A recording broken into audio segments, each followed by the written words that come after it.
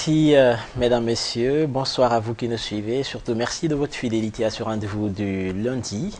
Le lundi soir, c'est bien sûr grand format qui reçoit ce lundi Sornana Tambake. Bonsoir. Bonsoir. Vous êtes administrateur du Fonds d'appui à l'investissement des Sénégalais de l'extérieur. Vous êtes également membre de la Convergence des cadres républicains. Alors, ce fonds, il a été mis en place, un fonds d'un peu plus de 2 milliards, pour appuyer les projets des Sénégalais de l'extérieur. Alors, ce que j'ai envie de vous demander tout de suite comme question, c'est, ce n'est pas un fonds politique en tant que membre de l'APR? Non, ce n'est pas un fonds politique. Le FAISE a été créé par décret en 2008 pour assister les projets des Sénégalais de l'extérieur désirés de rentrer au Sénégal ou qui étaient déjà rentrés au Sénégal. Et il y a un canevas à suivre, il y a une demande à faire, il y a une série de questions qu'on demande sur le promoteur, sur l'expérience professionnelle et sur la nature des projets que la personne voudrait qu'on finance et puis sur le montant. Et dans cette demande, il ne figure nulle part affiliation politique. Donc, ne serait-ce que ça, c'est pas un projet, parce que c'est pour tous les Sénégalais de tous les pays de l'extérieur. Donc, peut-être qu'il y a une nouveauté. Cette année, le président de la République a mis dans le compte du FAISE un autre programme de financement des femmes de la diaspora. Et ce programme aussi est apolitique. Nous avons commencé les financements et nous finançons toutes les femmes désireuses de participer dans le programme. Alors, je pose la question parce que c'est à peu près ce qu'on ressent quand on va sur les forats de discussion. On a l'impression, en tout cas, il y a beaucoup de Sénégalais de l'extérieur qui se plaignent, surtout sur les sites sénégalais. Et d'ailleurs, j'ai lu, disons, vos propos dans l'un des sites où vous avez dit que ce fonds n'est pas exclusivement réservé à des femmes de l'APR. Et il y en a qui ont, de façon implicite, on s'est dit que les femmes de l'APR, en tout cas, sont privilégiées. Bon, je dirais que, enfin, tout ce qu'on lit sur l'Internet, hein, moi-même j'étais immigrée, j'étais aux États-Unis et chaque fois que je me réveillais, j'allais sur Sénéweb ou Khalima et on a l'impression que ça brûle au Sénégal, rien ne marche et qu'on lit. C'est des gens qui ont le temps, qui vont sur l'Internet, qui écrivent ce qu'ils veulent. Moi, ce que je sais et ce qui se passe, c'est que réellement, j'ai les statistiques. Et j'ai même lu les noms des récipiendaires, des bénéficiaires, par exemple, aux États-Unis. Donc, je pense que si on lit les noms des bénéficiaires, c'est qu'on ne se cache pas. Les femmes qui ont demandé, il est vrai qu'il y a dans certains pays, il y a des gens qui se disaient non, le président Macky Sall ne donnera pas cet argent. C'est du bluff, les gens n'y avaient pas cru, certaines personnes. Peut-être qu'il y a cela qui a fait qu'on a financé peut-être plus de personnes, de femmes de l'APR. Et ça, c'est pas vrai. Moi, j'ai les statistiques par pays, par État, avec toute la transparence qu'il faut. Donc, je dirais non. Bon, les gens sont libres de dire ce qu'ils veulent, surtout sur l'Internet. Mais comme vous et moi, devant moi, là, je peux vous montrer ce qui s'est passé dans chaque pays et vous pouvez appeler.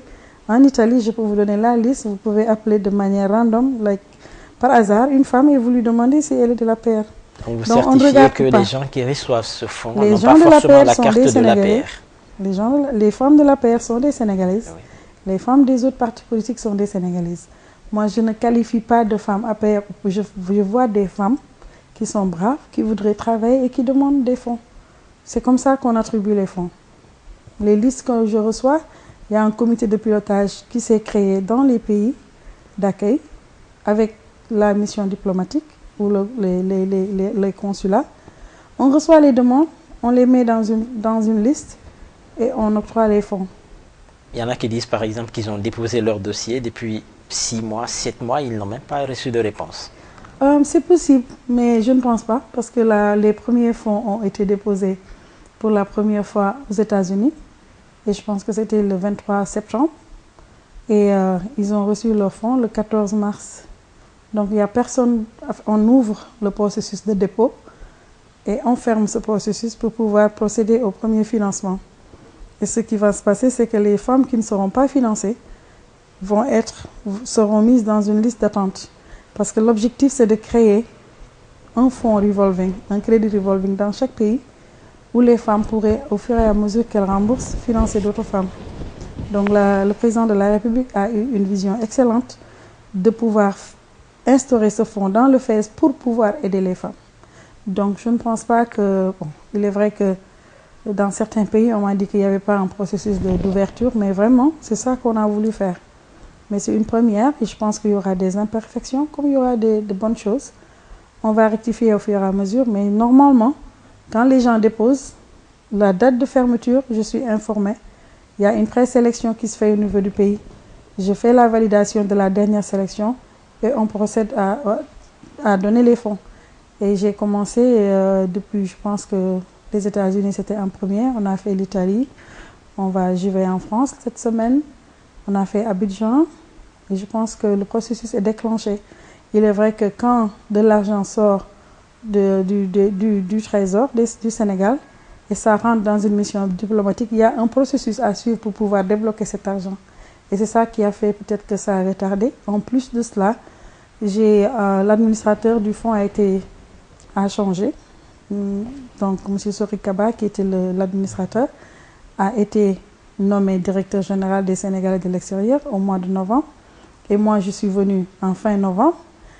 Alors là, il y a eu peut-être un petit peu de temps mort, comme on dirait. Mais sinon, le processus n'est pas long pour moi. Alors, les critères, quels sont les critères? Les critères, on regarde d'abord la solvabilité des projets. Parce que vraiment, comme on dit, c'est un fonds d'appui. Donc, on essaie de voir les femmes qui sont en train de faire un business ou qui ont un business ou qui voudraient avoir un business. Est-ce qu'elles comprennent ce qu'elles font? Oui, la majeure partie des femmes à l'étranger sont dans des projets de restauration, de coiffure et autres. Donc, le président de la République, avant même qu'il ne soit président de la République, le candidat Macky Sall, avait fait le tour de la diaspora et avait répertorié les doléances des Sénégalais de l'extérieur. Les femmes avaient des problèmes pour l'accès au crédit. Les femmes étaient très braves et travaillaient dans des petites industries ou petits projets. Et là, on est en train de voir les projets existants des femmes et des femmes qui comprennent et qui ont déjà travaillé dans des activités génératrices de revenus. Donc vraiment, ce critère est important. L'autre critère, c'est la localisation. Dans chaque pays, on sait qu'il y a une capitale, comme les États-Unis, mais il y a aussi 50 États. Et les Sénégalais sont un peu partout. Aux États-Unis, on a donné peut-être, je pense que 33% de l'argent est resté à New York, mais on a financé 22 États. Il y a des États qui n'avaient qu'une seule association, une seule organisation, ou une seule femme qui avait demandé, on les a financés. Et il y a le critère, il faut être Sénégalais d'abord, mais aussi, je dis toujours qu'il faut faire une demande. Il y a des gens qui pensent que l'argent devrait être distribué comme ça. La personne qui ne demande pas ne peut pas bénéficier du FAISE ou du financement des femmes de la diaspora. Il y a aussi d'autres critères, vraiment les projets qu'on pense pourra aider aux femmes qui seront bénéficiaires de pouvoir rembourser. Ça aussi, c'est un autre critère. Parce que vraiment, il y a des gens qui écrivent une demande. On sait tout de suite, en lisant la demande, que vraiment, c'est plutôt une demande de don, pas quelque chose qui va aller dans un business. Donc, il y a aussi des femmes qui n'ont pas été claires dans leur demande. Par exemple, il n'y avait pas de situation géographique, pas d'adresse, pas de téléphone et des choses comme ça. Mais vraiment, on a été très rigoureuse, pas trop rigoureuse, mais aussi on a regardé vraiment quelques détails dans les demandes pour pouvoir nous dire, ok, cette personne peut être financée et l'autre ne peut pas. Alors, mais dans tous les cas, fonds d'appui aux Sénégalais de l'extérieur. Vous parlez beaucoup de femmes. On a l'impression que ça concerne juste les femmes. Il y a deux fonds. Donc, vous avez dit sur l'Internet, on a parlé de fonds et des demandes. C'était par rapport aux femmes de la diaspora. Donc, il y a deux fonds au sein du FAISE. Il y a le FAISE traditionnel, c'est-à-dire qui était de 340 millions depuis 2008 qui existait. C'est pour financer les projets des Sénégalais de l'extérieur, localiser les projets au Sénégal. Et il y a maintenant, à partir de cette année, et c'est pourquoi peut-être que tout le monde parle du FAISE, c'est le financement des femmes de la diaspora. Et ces projets doivent être localisés dans les pays d'accueil. Ça concerne pour l'instant que les femmes. Mais dans le FAISE traditionnel, dans le FAISE, toutes les demandes seront prises, hommes ou femmes. Toutes les personnes sont les bienvenues quand il s'agit des demandes de ce fonds. Alors, vous dites que pour les femmes, par exemple, c'est des projets qui sont localisés dans des pays d'accueil. Et en quelque sorte, l'État n'est pas en train d'encourager la sortie des Sénégalais? Je ne pense pas. Enfin, l'État est là pour tous les Sénégalais, où est-ce qu'ils sont, qu'ils soient à l'intérieur du Sénégal ou à l'extérieur. Je pense que c'est une excellente vision, à mon avis, parce que ce ne sera pas demain la veille que l'immigration va cesser. Nous sommes dans un pays sous-développé. Les gens ont tendance à aller chercher ailleurs ce qu'ils ne peuvent pas avoir ici. Mais c'est justement là où se trouve la question. Faire en sorte que ce que les gens vont chercher ailleurs, qu'ils l'aient sur place. Oui, j'ai dit nous sommes dans un pays sous-développé. Vous savez que même les États-Unis, il y a maintenant un rush vers le Canada. Et tout le monde pense que les États-Unis, c'est l'Eldorado sur Terre. J'ai vécu là-bas. Il y a beaucoup d'Américains en ce moment-là qui cherchent du travail au Canada. L'immigration, je pense que c'est quelque chose d'historique. Ça fait partie de la vie. Même si on avait tout ce qu'on voulait ici au Sénégal, tu trouverais des gens qui voudraient vivre en France, aux États-Unis. Oui, mais peut-être pour d'autres raisons, mais pas parce qu'ils se plaignent sur place. Mais les gens se plaignent toujours parce que quelles sont les raisons de ces plaintes? La plupart, c'est économique, n'est-ce pas? La pauvreté. La pauvreté. Donc lutter contre la pauvreté ici. Oui, non, je suis très d'accord. Il faudrait lutter contre la pauvreté, il faudrait mettre en place des infrastructures, créer de l'emploi pour les jeunes. Et tout ça, je pense que ce gouvernement est en train de faire ce qu'il peut pour cela. Mais en même temps, je ne suis pas d'accord pour ceux qui disent qu'on ne doit pas aider les Sénégalais de l'extérieur. Parce qu'encore une fois, les Sénégalais de l'extérieur, moi je suis sûre que chaque Sénégalais est sorti pour pouvoir donné à sa famille ou à ses proches une meilleure vie. En fait, pas qu'il ne faut pas les aider, mais la forme de l'aide. Parce que vous n'êtes pas sans savoir que les Sénégalais de l'extérieur, ou disons la diaspora africaine, contribuent peut-être de façon dispersée, mais à hauteur de milliards en termes d'économie, rien qu'en termes de transfert d'argent. Donc peut-être trouver des mécanismes pour canaliser ces fonds-là, créer des richesses sur place. Oui, on crée des richesses sur place, mais on ne peut pas se substituer à ce qu'ils envoient. Parce que, comme vous venez de le dire, l'envoi des Sénégalais de l'extérieur est presque, ça équivaut à plus de 600 milliards. 690 milliards. 690 donc milliards. Plus que le fonds. Plus que le fonds. Donc une raison 3 de fois plus. Raison de plus, l'activité économique que la personne peut faire pour avoir de l'argent. Je vous donne un exemple. Quelqu'un qui fait, par exemple, du tchéré ou du arao, des produits sénégalais, peut les vendre dans le marché local à un prix peut-être à 1500 francs. Et cette même personne peut les vendre aux États-Unis à 5 dollars. Donc vous voyez la différence. Quand les gens font des activités économiques en dehors, aux États-Unis, ils pourront avoir beaucoup plus de pouvoir d'achat à envoyer au Sénégal, mais ça ne veut pas leur dire, ça ne veut pas dire qu'ils restent au Sénégal. Ces mêmes femmes seraient au Sénégal, elles ne seraient pas dans ces activités-là. Tout comme ces mêmes personnes-là, en termes de taxes par exemple, payent plus cher que ceux qui sont là. C'est sûr. C'est sûr qu'ils payent beaucoup plus de taxes. Mais je pense qu'il y a un aspect beaucoup moins économique qu'économique. On parle en termes d'économie.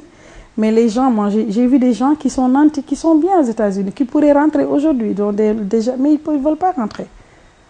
Donc ces gens-là ne vont pas demander sur les fonds du FES. Ils n'en ont pas besoin. Les fonds sont destinés à celles qui en ont besoin. Et il y en a qui sont là-bas parce qu'elles vivent dans un territoire où vraiment peut-être qu'ils n'ont pas de papier d'immigration, peut-être qu'ils ont des petits-enfants qui vont à l'école. On ne peut pas les arracher et leur dire de venir. Mais il faut un programme de réinsertion et d'insertion des Sénégalais de l'extérieur au Sénégal. Et ce n'est pas demain la veille. Donc, doit-on tenir tout l'argent que le président octroie ici pour les inciter à venir? Non. Parce que même s'ils venaient tous, on n'aurait pas quelque chose à leur donner. Bon, maintenant, on peut les aider. C'est justement pas le rôle de l'État de distribuer de l'argent. L'État crée les conditions de créer des richesses. C'est pourquoi on dit fonds d'appui. Ce n'est pas une banque pour financer les Sénégalais, mais c'est un fonds d'appui aux activités, aux projets d'investissement. Et le FES n'a même pas encore pour mission seulement de financer. On cherche aussi des ressources pour les aider, les accompagner. Nous avons tissé des partenariats, on recherche des partenaires sénégalais ou autres pour venir, par exemple, la Place des Prix, la coopération italienne, a donné 300 millions avec le Crédit Mutuel pour qu'on puisse aider les Italiens, les Sénégalais qui vivaient en Italie, ici au Sénégal. Donc c'est des projets comme ça. On est en train de voir comment insérer les domaines agricoles communautaires, on est en train de voir comment regrouper les Sénégalais en coopératives, en consortium, etc., etc. Donc il y a des mesures d'accompagnement pour les aider à venir, mais on ne peut pas dire ne les aidez pas, il faut qu'ils rentrent. Parce que vous savez bien que même ici au Sénégal, il y a des gens qui cherchent du travail et qui n'en trouvent pas. Un Sénégalais de l'extérieur qui vient ici avec quelques sous, qui demande un appui au gouvernement pour pouvoir créer un autre, par exemple, pour pouvoir créer une structure et maintenant employer d'autres Sénégalais. Moi, je pense qu'il n'y a pas de problème à cela. Oui, ça c'est une phase du fonds, mais de l'autre côté, il y a ceux qui sont financés dans leur pays d'accueil. Parce que les pays d'accueil, comme je vous l'ai dit, c'est les femmes qui sont dans des activités génératrices de revenus. Ce n'est pas à grande échelle. La preuve, le FAISE au Sénégal peut financer entre 5 et 15 millions. En dehors du Sénégal, dans les pays d'accueil, les femmes demandent 1 million, 2 millions maximum, 5 millions. On n'a même pas encore donné de 5 millions parce que elles ont déjà des activités. Par exemple, elles voudraient qu'on les appuie pour pouvoir envoyer leurs conteneurs, vendre et acheter d'autres produits amenés là-bas. Elles ont un salon de coiffure, voudraient acheter une machine, etc., etc. Donc c'est juste pour les appuyer dans les activités, mais ça ne veut pas dire qu'on veut qu'elles restent dans les pays d'accueil. Bah, en fait, c'est pas certainement l'objectif affiché, mais on peut voir cela de façon implicite, oui, que ça peut les encourager à rester. Non, je ne pense pas. Je ne pense pas que 5 000 € ou 2 000, 5 000 $ pourraient laisser quelqu'un. Parce que si vous savez, je ne sais pas... Si ce qui revient à dire aussi que cette aide est en fait insignifiante. C'est signifiant par rapport à la personne qui a besoin d'une machine qui coûte 2 000 € et qui ne peut pas l'avoir. Et qui a besoin d'un prêt. Elle ne peut pas aller dans une banque américaine ou une banque française. C'est signifiant pour la personne qui voudrait aujourd'hui se lever de son lit, une femme, pour vendre des cacahuètes, mais n'a pas un fonds pour commencer cette vente. C'est signifiant pour la femme qui aujourd'hui regarde son mari, qui a perdu son travail à cause de la crise et qui est là, impuissante, qui ne peut rien faire. Je pense qu'il s'agit juste de se mettre à la place de l'autre. On ne peut pas juger les gens. Ça peut être trop grand, on dirait, oh, vous a donné trop d'argent, c'est trop petit, c'est insignifiant. Mais moi, j'ai vu des cas, des gens qui n'ont besoin que de 1 000 $ par exemple. 500 000 francs changeraient leur vie. Et j'en ai vu, avant même que le président de la République n'octroie ce fonds. Et je sais que ça aide beaucoup de gens. Et peut-être que l'histoire nous donnera raison. Et en fait, on veut que les gens remboursent, que d'autres puissent en bénéficier. Mais ça ne veut pas dire, parce que dans chaque pays, il y a cela. Si vous avez, je parle toujours du lobby juif, je parle toujours des Somaliens et autres. Il y a des communautés aujourd'hui qui se sont retrouvées à l'extérieur, qui ont beaucoup d'avantages, qui ont aidé leur pays beaucoup plus en étant là-bas, mais qui aujourd'hui participent beaucoup plus au développement de leur pays. Parce qu'ils sont ensemble, ils ont un support système comme on dit, mais aussi leur gouvernement peut les aider d'une manière ou d'une autre. Même le gouvernement américain a un fonds destiné aux immigrés. L'Amérique a été créée par des immigrés et la population est tous immigrés. Mais ils ont des fonds spécifiques pour des femmes, ils ont des fonds spécifiques pour les immigrés, des fonds spécifiques pour les enfants, etc., etc., pour l'éducation et l'entrepreneuriat. Alors, l'autre question qu'on peut aussi poser par rapport à ce fonds-là, c'est les remboursements. Quelles sont les garanties? Parce qu'on a quand même vu, c'est pas la première fois qu'on met en place des fonds. Le Fonds national de la promotion de la jeunesse, par exemple, il y a pas mal de gens qui ont bénéficié de ces fonds-là et qui n'ont jamais été remboursés. C'est toujours c'est un problème et qu'on est en train de résoudre. Et on sait que peut-être on n'aura pas 100%, mais on va tout faire pour au moins garantir. Mais de toute façon, les gens savent qu'on a des traces de ce qu'ils ont reçu. Et ils ont, les femmes par exemple, ou tout le monde, au FAISE, ici, on est avec la banque, une certaine banque, et la banque nous aide dans le recouvrement. Dans les pays d'accueil, on fait la même chose. On va mettre en place un comité et on va mettre en place l'ouverture des banques se fera avec des partenaires, des banques qui vont nous aider dans le recouvrement.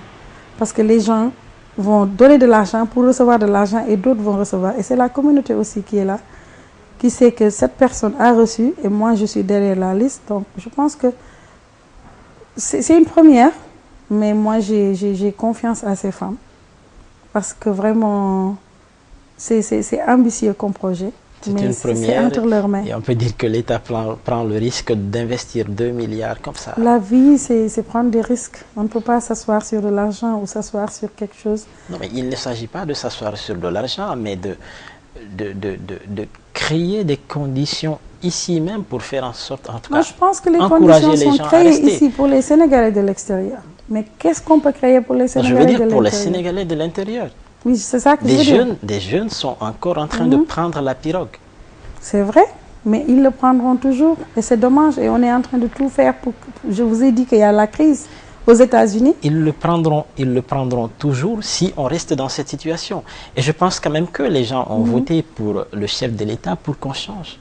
Le chef de l'État est en train de tout faire et ce gouvernement pour éviter ça. Et vous savez qu'il y a une recrudescence de ces pirogues et de ces morts. Mais ça existe toujours. Je viens de vous donner le cas des Américains qui quittent les États-Unis pour aller au Canada. Oui, mais ils ont tout ce qu'ils veulent. De façon officielle. Même si on a perdu son boulot aux États-Unis, même si on perd son boulot, on est payé au moins 6 mois après. Ou bien 1 an ou 2 ans, on reçoit un chèque. Mais ce n'est pas suffisant. Je pense qu'il y a une crise qui se mondialise. Je pense qu'il y a autre chose même que de l'argent. Je pense qu'il faut une prise de conscience. Il faut une prise de conscience de ces jeunes. Et vraiment, je pense qu'il y a beaucoup de choses à faire. Hein. Bien que tout ce qu'on est en train de dire là, on est là en train de le dire, mais la personne qui veut sortir du Sénégal ne nous écouterait pas. Mais je pense qu'il y a une prise de conscience qu'il faut faire par rapport aux jeunes qui... Parce que justement, il ne s'agit pas d'écouter, mais il s'agit de voir que les conditions de l'épanouissement de la personne même sont là. Mais c'est ça que je suis en train de vous dire. Nous sommes au Sénégal, en Afrique de l'Ouest, dans un pays sous-développé. Il n'y a aucun moyen de satisfaire tous les Sénégalais ici au Sénégal. Ce qu'il faut faire, c'est faciliter les gens qui voudraient partir de manière officielle ou bien avec les études, les bourses et autre chose. Mais on ne peut pas arrêter la mer et ses bras. Ce qu'on peut faire, c'est la création d'emplois. Vous avez vu que le chef de l'État, cette année, combien de jeunes ont été recrutés dans la fonction publique? Il y en a des milliers. Bon, il est vrai qu'il y a beaucoup de bacheliers, il y a beaucoup de licenciés. Il n'y a pas assez de travail. Mais les gens pourraient s'organiser pour faire quelques activités ensemble. Il y a eu beaucoup de projets. Par exemple, nous, au niveau du FES, on est en train de donner beaucoup plus de points aux projets qui montreraient qu'ils vont embaucher des jeunes de manière locale dans leur terroir, plus que d'autres projets qui seraient purement individuels. On veut que les gens nous montrent dans leurs études de projet qu'ils peuvent créer de 5 à 10 emplois. Et on va octroyer ces fonds à ces projets-là. Alors, quand on parle de ce fonds, on a aussi l'impression qu'il est plus tourné vers des Sénégalais qui vivent en Europe, en tout cas en Occident. Alors que les chiffres montrent par exemple qu'il y a plus de Sénégalais vivant dans des pays africains oui, qu'à l'extérieur. Et ça c'est vrai. Moi-même, j'ai été victime de ça. Je n'ai pas fait de recherche. Le fonds existe en 2008. J'ai été mis au courant du fonds, je pense, en 2010. Je n'étais pas au courant, je ne savais pas. Mais j'étais aux États-Unis. Quand je suis venue au FES, quand j'ai regardé les statistiques, c'est vrai qu'il y a beaucoup plus de Sénégalais d'Italie, d'Europe en tout cas, qui demandent par rapport aux Sénégalais qui sont en Afrique. C'est pour une première fois depuis que j'ai pris... Parce que peut-être que l'information n'est pas allée vers ceux-là. C'est ça, il y a un problème d'information et c'est pourquoi on profite de l'occasion du financement des femmes pour parler du FES. Parce que le financement des femmes de la diaspora, les pays africains sont beaucoup plus, bénéficiaires que d'autres pays. Donc là, il y a la Gambie, la Guinée. Moi, je viens de rencontrer un Sénégalais qui était en Gambie, qui me dit que j'ai un projet, un jeune qui est très bien, qui était en Gambie, qui vient, qui demande est-ce qu'on va financer les Sénégalais de la Gambie? Je lui dis mais oui, pourquoi pas? C'est les Sénégalais de l'extérieur. Mais il pensait que c'était juste les immigrés de l'Europe. Donc, il y a un problème d'information peut-être, mais on est en train de tout faire en tout cas pour vulgariser le programme, pour avoir beaucoup plus de visibilité, mais aussi expliquer aux populations que ça, c'est un fonds pour tout le monde. Et que dès qu'on sort des frontières du Sénégal, on peut faire une demande. Alors, vous êtes membre de la convergence des cadres républicains. On va vers les locales. presque tout le monde est candidat à l'APR. Vous êtes candidate pour une localité? Non, je suis pas candidate pour une localité. La simple raison que je suis de l'APR, je m'en cache pas, mais je n'ai pas de base politique établie. J'ai une base internationale. Je dirige une organisation de femmes qui s'appelle Femmes en Action pour le Développement. Et on fait du concret avec ce programme. Ça existe depuis 5 ans. 6 ans d'ailleurs, 2008. Donc on est en train de faire le tour des Sénégalais. On a fait le tour de certains pays, instaurer des cellules pour montrer aux femmes comment elles peuvent participer au développement du Sénégal, comment elles peuvent aider par la solidarité et les cas sociaux du Sénégal. Donc pour l'instant, je ne suis pas intéressée à être candidat, mais je vais supporter l'APR et je ferai tout de mon mieux pour qu'on puisse... Alors justement, dans la perspective de ces locales-là, vous ne vous faites pas de soucis pour le parti, trop de candidats. On a l'impression que le parti va vers une implosion. Oui, ce matin, j'en parlais avec quelqu'un, mais je pense que ça ira. Je pense qu'à quelques mois ou quelques jours des élections, on a toujours l'impression, je pense que j'avais cette impression-là la dernière fois en 2007, mais les gens vont s'allier par alliance et les gens vont regarder parce que quand même, ceux qui sont majoritaires, quel que soit leur parti, doivent laisser les autres partir. Et je pense qu'à un moment donné, les gens se diront, je sais que celui-là a beaucoup plus de chance, nous sommes dans le même parti et vraiment c'est un appel que je lance à tous les apéristes. Si vous êtes dans le même parti, vous voulez la même chose, vous n'avez qu'à travailler ensemble. Vous pouvez avoir la même chose, c'est votre terroir. Il y a ce problème au sein du parti, mais en plus, il y a aussi problème au sein de la coalition Benno Bokk Yakaar. C'est vrai. Dirigée par le parti. Et le parti a l'ambition de certainement diriger plus de collectivités locales, alors que ces collectivités sont déjà dirigées par des alliés. Oui, c'est un problème, mais comme le dit le président de la République, il ne va pas défendre les gens qui ne seraient pas populaires. Parce qu'il faut dire qu'avec les locales, il faut laisser les gens choisir les personnes à qui ils ont confiance. Il y a cet aspect-là. Donc, on part toujours de politique. Mais ici, vraiment, je suis de l'APR et je sais que dans mon terroir, je ne suis pas aimée, je n'y connais rien. Ou bien ça n'irait pas, ça n'ira pas. Donc, il y a un problème. S'il y a un problème, c'est pourquoi on a ces coalitions-là. Les coalitions vont aider à stabiliser le programme politique dans chaque localité. Donc c'est un problème, mais j'espère que ça va se résoudre. Avec Benno Bokk Yakaar, ça s'est bien passé au présidentiel.